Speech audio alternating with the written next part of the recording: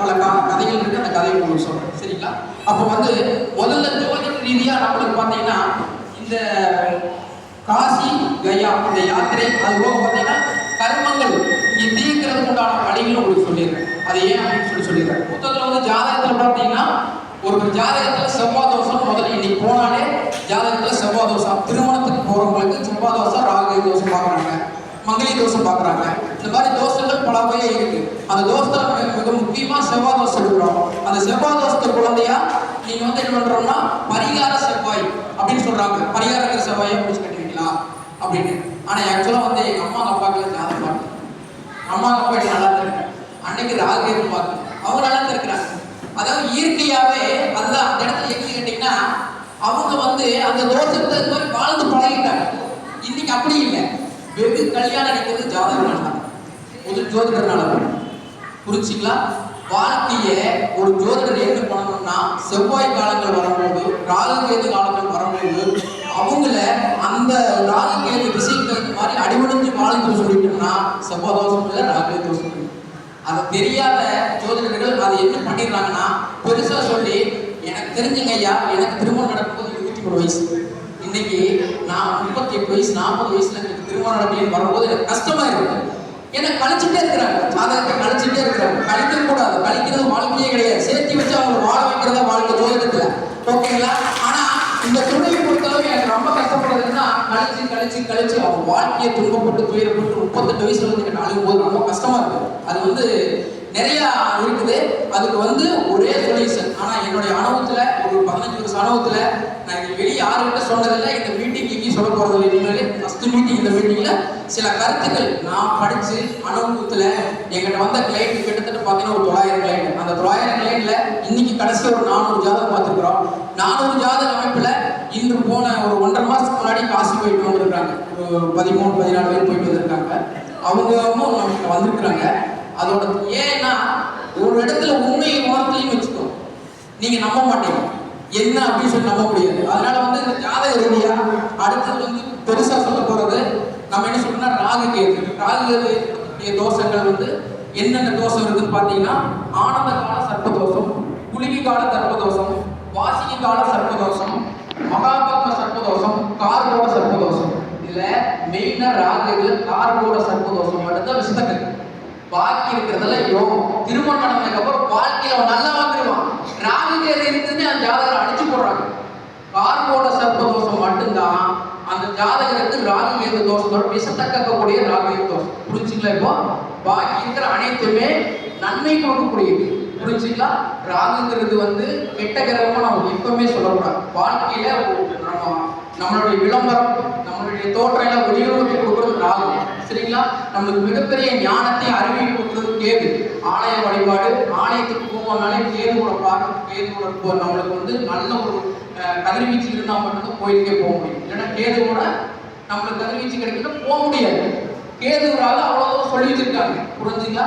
ஆக்சுவலா புராணங்கள் வாயிலாக அன்னைக்கு நம்ம வந்து இன்னைக்கு ஜாதக ரீதியா பார்த்து இன்னைக்கு என்ன ஆயிடுச்சுன்னா அது ஜோதிடர்கள் நான் சொல்லுங்க. ஏன்னா ஜோதிடர்கள் இருந்தா அது முதலே கேட்டுருக்கிறேன்.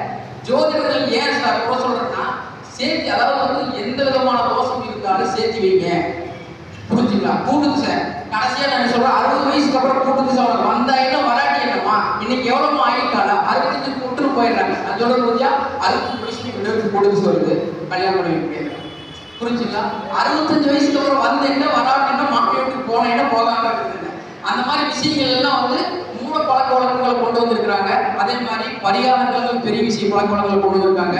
அதெல்லாம் நம்ம கிட்ட இல்லை. அதுதான் வந்து நம்ம என்ன நாங்க வந்து எப்படி பார்க்குறோம், காசிக்கு நாங்கள் பார்க்கறதுக்கு அப்படிங்கிறது தான் உங்களுக்கு இந்த ஜோதிட ரீதியாக நம்ம தெரிவிக்க போகிறோம். இதுக்கு அடுத்து பார்த்தீங்கன்னா சந்திரன் சனி, இது ரெண்டு சேர்த்தா புணர்வு தோஷம் சொல்லுவோம். சந்திரன் சனி ரெண்டு சேர்ந்தா புணர்வு தோஷம் சொல்லுவோம். சந்திரன் வந்து சனி வீட்லயோ, சனி வந்து சந்திரன் வீட்லயோ இருந்தால் புணர்வு தோஷம் சொல்லுவோம். திருமண தடையாது, அப்புறம் மனைவி. இது என்ன ஒரு சிம்பிளா லாஜிக்கா சொல்லிடுறேன், கொடுத்து பயப்பட வேண்டாம். புணர்வு தோஷம் அப்படின்னா போன ஜென்மத்துல ஒரு பெண் ஜாதகத்துல புணர்வு தோஷம் இருந்ததுன்னா போன ஜென்மத்துல ஆம்பளை அடிச்சே கொண்டுருப்பான். சம்சாரம் அடிச்சே கொண்டுருவான். இல்லைன்னா சோறே போட்டுருக்க மாட்டான், வீட்டுக்கு போட்டுருப்பான். அது இந்த ஜென்மத்துல அவனுக்கு புணர்வு தோஷமா காமிக்கும். புரிஞ்சுங்களா உங்களுக்கு? அதே ஆண் ஜாதகத்தில் இருந்தா பெண் அடிச்சு கொண்டிருப்பார். இல்லைன்னா அந்த மனைவி விட்டு வேற ஒரு மனைவி கூட தொடர்பு வச்சிருப்பாங்க. இந்த மாதிரி இருக்கிறத புணர்வு தோஷம்னு சொல்லுவாங்க. ஏன்னா தோஷத்தோட விளைவு என்ன போல தெரிஞ்சுக்கணும். புணர்வு தோஷம் அப்படின்னா போயிடுவாங்க. தெரிஞ்சுக்க என்ன முதல்ல ஜாதகத்துல என்ன, ஏன் அந்த தோஷம் வந்துச்சு அப்படின்னு தெரிஞ்சுக்கணும். அதுக்கடுத்து பாத்தீங்கன்னா மாந்தி தோஷம். உள்ளே மிகப்பெரிய தோஷம் மாந்தி தோஷம். கேரளாவில் மாந்தி வச்சுதான் ஜாதகம் பார்ப்பாங்க. உங்களுக்கு எல்லாத்துக்கும் தெரியும், கேள்விப்பட்டிருக்கீங்களா? கேரளாவில் மாந்தி வச்சுதான் தோஷம் பார்ப்போம். மாந்தி நின்ற வீடு பாலா போன வீடு சொல்லுவாங்க. மாந்தி நின்ற வீடு பாலாயின்னு சொல்லுவாங்க. அப்படின்னா பாலா போகிறது சொல்றது கிடையாது. மாந்தி லக்கணத்திலிருந்து எந்த பாவத்தில் நிற்கிறாரோ அந்த பாவத்தின் பலனை நம் உயிர் வாழும் வாழ்க்கை அமைக்க முடியும். புரிஞ்சுங்களா? சேவலுக்கு ஒரு 4ஆம் பாவத்துல வந்து மாந்தி நிற்கிறாரு வச்சிருக்கேன். அப்ப அங்க வந்து 4ஆம் பாவத்துல அம்மா வீட்டு சொல்றோம். அம்மா வீட்டு முறையில் நம்மளுக்கு என்னென்ன வருதோ அது எதுவுமே நம்ம அனுபவிக்கவே முடியாது. எல்லா அம்மா ஒரே பொண்ணா இருந்தாலும் நம்மளுக்கு கொடுக்க மாட்டாங்க. சித்தப்பா வீட்டு போனோம், பெரியப்பா வீட்டு போனோம் கொடுத்துட்டோம், நம்மளுக்கு எதுவும் கிடைக்காது. புரிஞ்சுக்கலாம்? மாந்தி என்னன்னா இது வந்து பேபின்னா லக்கணத்தில் மாந்தி இருந்தா மிகப்பெரிய தோஷம். லக்கணத்தில் மாந்தி இருந்தா மிகப்பெரிய தோஷம். ஏன் அந்த தோஷம் அப்படி சொல்ல வரோம்னா, லக்கணத்தில் மாத்தினா நம்ம வந்து ராமாயண கதை கேள்விப்பட்டிருக்கீங்களா? ஐயா கவனம் இருக்குங்களா? சரி. லக்கணத்தில் மாத்தி அப்படின்னா இந்த ராமாயணத்துல ஒரு கதை கேள்விப்பட்டிருப்பீங்க. இந்திரஜித் அப்படின்னு சொல்லி கேள்விப்பட்டிருக்கீங்களா? அவர் பிறக்கும் போது ராவணன் வந்து பாத்தீங்கன்னா அனைத்து கிரகங்களையும் அந்த இந்திரஜித் வாழ்க்கை முழுவதும் எப்படி கேட்டீங்கன்னா எப்பவுமே மரணம் வரக்கூடாது, வாழ்க்கையில எல்லாத்தோட உயர்நிலைக்கு போகணும் அப்படிங்கிறதுக்காக அந்த கிரகத்தை போட என்ன பண்ணாங்கன்னா இந்த இந்திரஜித் ஜாதகத்துல மரணம் இல்லாத வாழ்க்கை, செழிப்பான வாழ்க்கை, மற்றவங்களை அடக்கியாத வாழ்க்கை அப்படிங்கிறதுக்காக அனைத்து விதமான கிரகங்கள் அவங்க ஜாதகத்துல சூழ்நிலைகள் இந்த மாதிரி மாற்றி கட்டங்கள் உட்கார வச்சது. ஓகேங்களா? அப்ப கட்டங்கள் உட்கார வைக்கும் போது இதை அறிஞ்ச சனி பகவான் தன்னுடைய மகன் மாந்தி கொண்டு வந்து லக்கணத்துல விட்டார். மாந்தி லக்கணத்துல தான் 40 வயசுல செத்து போயிடுவோம். ஆயுள் காலம் 45 வயசு அப்படின்னு சொல்லுவோம். ஆனால் பயப்படாதீங்க, சரிங்களா? அதுக்கு ஜாதகத்துல சிறு விளக்குகள் நிறைய இருக்கு. ஏன்னா லக்கணத்தில் மாந்தி இன்று அந்த லக்கணத்தில் மாந்தி வந்து பாத்தீங்கன்னா மற்ற கிரகங்கள் பார்வை சோழ்பார்வை மாற்றா அது மாறிடும், சரிங்களா? ஆனா இருந்தாலும் லக்கணத்தில் மாந்தி தோஷம் என்பது பிரேத சாபம்னு சொல்லுவோம். புரிஞ்சுக்கலாமோ? பிரேத சாபம் என்ன, அது எப்படி வந்துச்சு அப்படின்னு நீங்க கேட்கலாம் இல்லையா? இப்ப 44 வயசுல அவங்க செத்தாரா, எங்க அப்பா இருந்திருந்தே என்னை காப்பாத்திருப்பாரு, நான் சாகும்போது எதிர்த்து சாகும்போது சாப்பிடும். எங்க அப்பா இந்த இடத்துல போற இடத்துல இருந்திருந்தாருன்னா நாம என்னை வந்து தோற்கடிக்க கொடுக்க மாட்டாரு அப்படிங்கிற ஒரு சாபத்தை அவங்க அப்பா கொடுத்தாரு. யாருக்கு? இந்திரஜித் வந்து பைத்தில ராமன் சாபம். அப்போ லக்கணத்தில் மாந்தின தோஷத்துக்கு எப்படி இருக்கு கன்ஃபார்ம் பண்ணிட்டீங்களா? அது என்னன்னா, அதாவது சாகும் தருவாயில் ஒரு பிரேதம் நம்மளுக்கு சாப்பிடும். புரிஞ்சுங்களா? அது லக்கணத்தில் மாந்தி கதைங்கிறது பாத்தீங்கன்னா சாகும் தருவாயில் ஒரு பிரேதம் நம்மளுக்கு சாபத்தை விடும். அந்த சாபத்தை வந்து எங்க போனாலும் நீங்க கழிக்கவே முடியாது. எங்க போனாலும் கழிக்கவே முடியாது. ஒரே இடம் கிடையாது. அந்த புண்ணிய சேத்திரத்துல மட்டும்தான் அந்த மாந்தி தோஷ நிவர்த்தி இருக்கு, சரிங்களா? தமிழ்நாட்டுல ஒரு சில கோயில்கள், 2 பேருந்து சொல்ற 2 கோயில்கள் இருக்கு. சனி பகவான் தன் மனைவியோட குழந்தையோட இருக்கிற கோயில் அங்க மட்டும்தான் படிக்கிறாங்க. ஆனா இந்த மாந்தி தோஷத்தோட விளைவு என்னன்னு நீங்க தெரிஞ்சுக்கணும், சரிங்களா? அதுக்காக தான் இது நான் சொல்லுவேன். அடுத்து பாத்தீங்கன்னா பிரம்மகாந்தி தோஷம் சொல்லுவாங்க. அது ஏன் அப்படின்னு சொல்லி கேட்டீங்கன்னா, அது வந்து குரு பகவானுக்கும் கேது பகவான் சேர்றது, அந்த சேரக்கூடிய இடங்களை வச்சு நம்ம இந்த தோஷங்கள் உருவாகுது. அது சுப பார்வையை பார்த்து அதுக்கு தகுந்த நம்ம கழிக்கணும். அதுவும் பார்த்தீங்கன்னா நம்ம எங்காச்சும் போய் ஏதாச்சும் கழிக்க முடியுமா அப்படின்னு கேட்டோம்னா அதுக்கும் கழிக்கணும். நம்ம பேர் கழிச்சுக்கலாம். நீங்க கழிச்சுட்டு வந்தா 3 மாசம் மட்டும்தான் வேலை செய்யும், இல்லை 6 மாசம் வேலை செய்யும், 1 வருஷம் தான் வேலை செய்யும். புரிஞ்சுங்களா? இந்த மாதிரி இது எதுக்காக இந்த பயணம் நாங்கள் வந்து எடுத்து நான் காசி போட்டு போன்னு எங்கள் லைட்டு தாண்டோம்னா எங்கேயுமே நீங்க பரிகாரம் பண்ண வேண்டாம். நீங்க பண்ணிட்டா வாழ்நாள் முழுவதும் பெற்று விடலாம் என்பது ஒரே ஒரு கருத்துக்காக. அது ஏன் அந்த இடத்துல மட்டும் அவ்வளவு உன்னிப்பான இருக்குது, அந்த இடத்துல மட்டும் இவ்வளவு விஷயம் இருக்குது அப்படின்னு நம்ம கேட்க முடியாது. வந்து நம்ம படைப்புல பிரம்மா நம்மளை படைக்கிறார். புரிஞ்சுங்களா? இத்தனை வகையான தோஷங்கள் நம்ம ஜாதகத்தில் எந்த தோஷம் இருந்தாலும் இருக்கட்டுமா, கவலை இல்லை. அந்த தோஷங்கள் யார் உருவாக்குறாங்கன்னு தெரிஞ்சுக்கணும் இல்லையா? நம்ம பிறக்கும் போது பிரம்மா நம்மளுடைய கணக்கு எடுப்பார். அப்படின்னா போன ஜென்மத்தை கணக்கு இருக்கு இல்லையா, அந்த கணக்கு எடுக்கிறார். அந்த கணக்கு எடுத்து நம்ம நல்லது செஞ்ச நல்ல கர்மா, தீது செஞ்ச தீய கர்மா, அந்த கர்மாவுக்கு ஏற்ற அந்த பலனை கூட எடுத்து முதல்ல தோஷமா பிரிப்பார். இவனுக்கு இந்த ஜாதகத்தில் இந்த தோஷத்தை கொடுக்கலாம் அப்படின்னு. அதே மாதிரி யோகத்தை பிரிக்கிறார். இவனுக்கு இந்த ஜாதகத்தில் யோகத்தை கொடுக்கலாம்னு சொல்லி பிரிக்கிறார். இதுக்கு அடுத்தபடியா ஒருத்தர் மட்டும் விடுறாருன்னு கேட்டா, நம்ம முன்னோர்கள் செஞ்ச பாவம் இருக்குல்ல, அதுதான் டிஎன்ஏ கர்மா. என்ன கர்மா? டிஎன்ஏ கர்மா, மரபணு கர்மான்னு சொல்லுவோம். அந்த முன்னோர்கள் செஞ்ச பாவத்தையுமே நம்ம ஏற்கனவே போன ஜென்மத்தில் செஞ்ச பாவத்தையுமே ரெண்டையும் மொத்தமா கூட்டுவார். கூட்டி போட்டு இவனுக்கு செவ்வாய் பரிகாரம், இவனுக்கு ராகு எது போட்டுள்ள அப்படின்னு சொல்லி போட்டு இந்த ராசி, இந்த நட்சத்திரம், இந்த லக்கணத்தில் இவனை ஜனனைக்கு வச்சா இவர் வாழ்நாள் முழுவதும் இந்த கர்மாவின் அடிப்படையில் இயங்கி அனைத்தும் அனுபவிக்க வேண்டும் என்பது விதி. அனுபவிக்கிறோமா?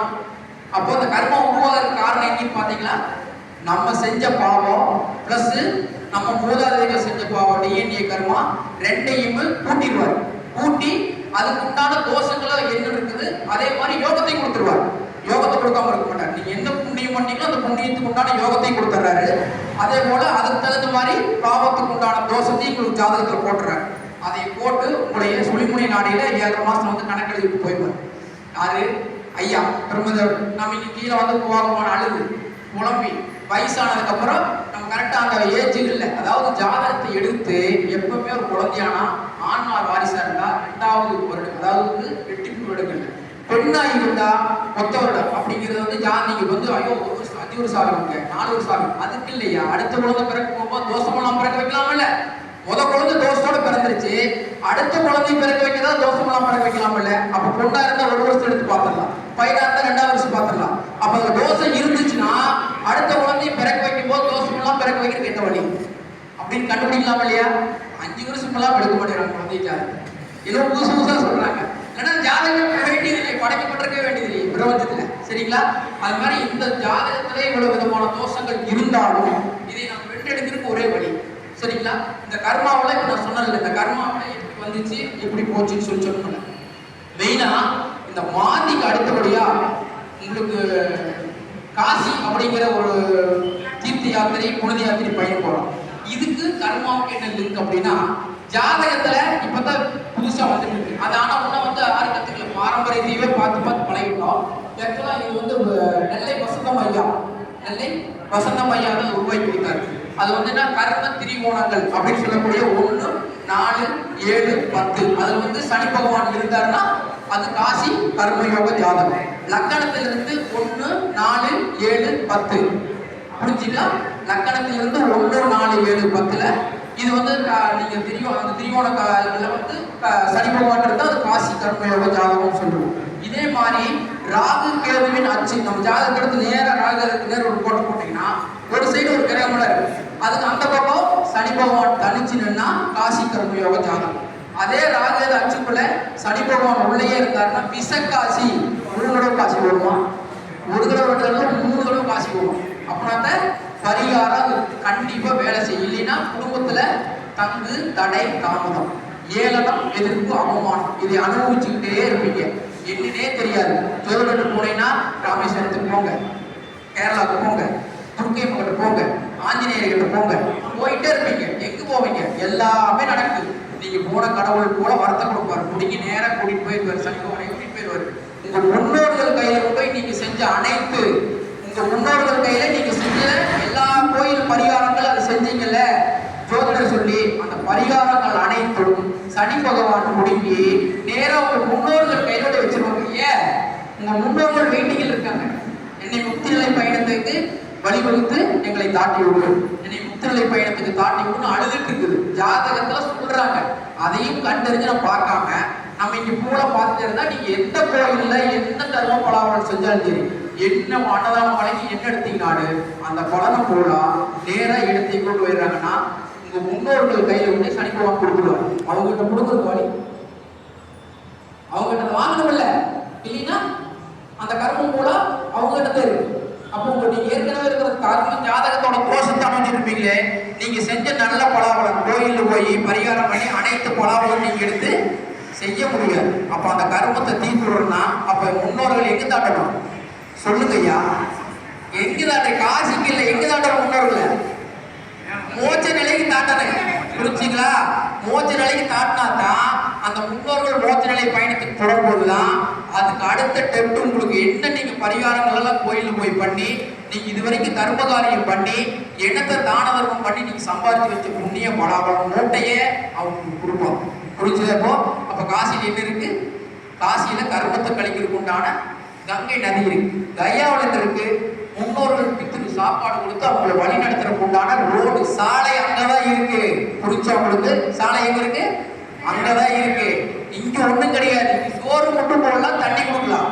மற்ற இடங்கள்ல நீங்க சோறு போடலாம், தண்ணி கொடுக்கலாம். இந்த வருஷம் வருவாங்க, ஒரு 3 மாசத்துக்கு சோறு தண்ணி கொடுத்துக்கலாம்.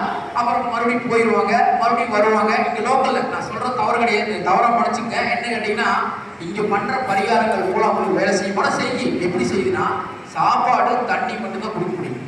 அப்ப அடுத்த வருஷம் வருவாங்க, ஒரு 3 மாசம் தண்ணி வருவாங்க, அது மட்டும் தான் கொடுக்க முடியும்.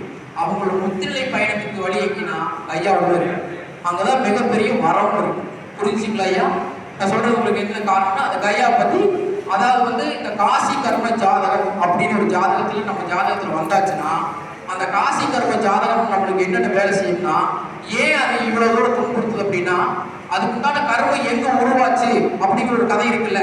புரிஞ்சுங்களா? அப்போ நம்ம முன்னோர்கள் வந்து, நான், என் தந்தைக்கு முன்னாடி என் தாத்தா, அவங்களாம் நிறைய பேர் இருப்பாங்க. அன்னைக்கு காலகட்டத்துல அதாவது வந்து பாத்தீங்கன்னா பிண்ட சரீரம் அப்படின்னு சொல்லுவோம். புரிஞ்சுங்களா? ஒரு ஆத்மா இறந்ததுக்கு அப்புறம் 10 பண்ணுதல், 16 கிடையாது, 10 பண்ணுதல். 16 வந்து இப்போ நம்ம ஷார்ட் ஆயிடுச்சு பண்ணிட்டோம். 10 பண்ணுதல் அப்படிங்கிறத ஒண்ணு. 11ஆம் நாள் தான் அந்த ஆத்மா வந்து மேல போகிறது விதி. 1ஆம் நாள் இறந்த அன்னைக்கு 1ஆம் நாள் அந்தி சாப்பாடு செய்யணும்னா, அந்த 1ஆம் நாளுங்கிறது சாயந்தரம் வந்து நம்ம வந்து நம்ம வீட்டில் செஞ்சு அந்த அந்தி சாப்பாடு கொடுத்துருவாங்க. 2ஆம் நாள் 3ஆம் நாள் அப்படிங்கிறது 11 நாள் அதுக்கு வந்து சாப்பாடு தண்ணி வச்சுட்டே இருக்கும். அப்பனா தான் அந்த ஆத்மாவுக்கு பிண்ட சரீரம் அப்படிங்கிற உடம்பு, அதாவது ஜோதிடோத்தர மீன் வெளியே போனது, அவங்க இறக்கும் தருவாயில் உடம்பு எப்படி இருந்ததோ அதே உடம்பு வந்து முழுமையா உருவாகிறதுக்கு 11 நாள் எடுத்துக்கு. ஒரு நாள் வச்சுட்டு அதுக்கு அடுத்த நாள் சாப்பாடு வைக்காம போட்டா என்ன நடக்கும் ஐயா? என்ன நடக்கும்? சரி, ஒரு சாம்பிள் சொல்றேன். ஃபர்ஸ்ட் நாள் செய்யும் போது நீங்க தண்ணி சாப்பாடு வைக்கும்போது தலை உருவாகுது. அதுக்கு அடுத்த நாள் கூட உருவாகுது. அதுக்கு அடுத்த நாள் தோள்பட்டை உருவாகுது. அதுக்கப்புறம் கைகால் உருவாகுது. இது மாதிரி வந்து 11 நாள்